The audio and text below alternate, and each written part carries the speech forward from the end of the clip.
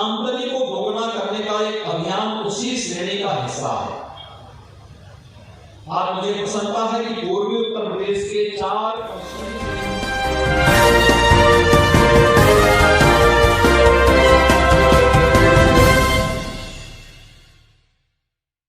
नमस्कार, आप देख रहे हैं अपना पसंदीदा सच का प्रतीक यूट्यूब चैनल खबर बुलंद भारत।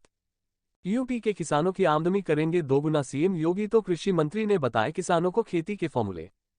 2 दिवसीय गोरखपुर दौरे पर आए मुख्यमंत्री योगी आदित्यनाथ ने आज सुबह कृषि विभाग द्वारा आयोजित रबी गोष्ठी में शामिल हुए। इस दौरान सीएम योगी ने कृषि विभाग द्वारा लगाए गए प्रदर्शनी का निरीक्षण किया।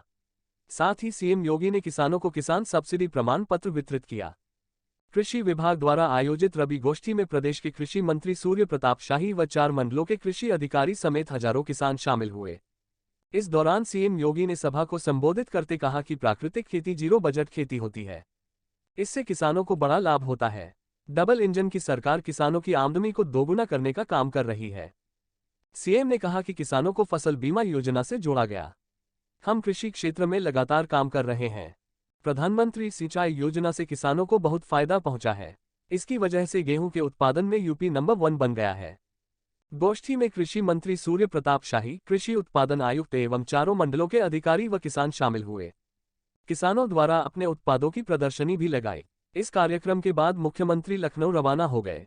इस बीच कृषि मंत्री सूर्य प्रताप शाही ने बताया कि किसानों को पूरी तरह से ट्रेनिंग दी जा रही है, जिससे किसान भाई प्राकृतिक जैविक खेती करते हुए अधिक से अधिक उत्पादन व उच्च अंतर्राष्ट्रीय स्तर के गुणवत्ता वाले फसल की पैदावार कर सके। इसके लिए 1% की सब्सिडी राज्य व केंद्र सरकार के द्वारा दी जाती है।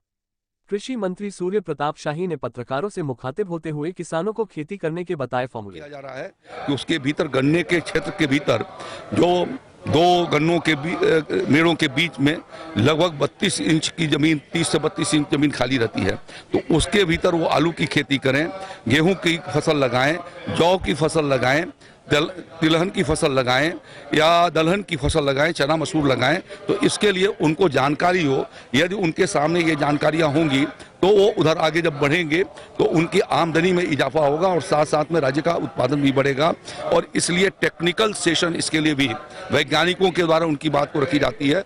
राज्य में हमारे 89 कृषि विज्ञान केंद्र 75 जनपदों के भीतर 89 कृषि विज्ञान केंद्र हमारे संचालित हैं। वहां पर भी मल्टी क्रॉपिंग का हमने उनको डायरेक्शन दे रखा है कि मल्टी क्रॉपिंग का वो मॉडल प्रोजेक्ट खड़ा करें, जिससे किसान आकर के उनके फार्मों पर देखेगा तो उसको जाकर के करेगा।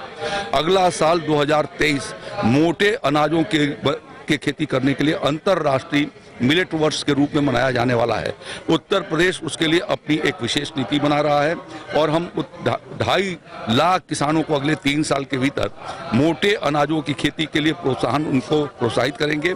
और उसके लिए हमारी नीति लगभग बन गई है, जो अभी कैबिनेट को जाने वाली है माननीय मुख्यमंत्री जी की सहमति से। तो वह एक उसके ऊपर फोकस करेंगे। प्रदेश में इस समय खरीफ से ही हम लोगों ने प्राकृतिक खेती का एक अभियान शुरू कराया है। वो आधारित प्राकृतिक खेती का बुंदेलखंड के सभी 7 जनपदों के 47 विकास खंडों में वो हमारे कार्यक्रम चल रहे हैं।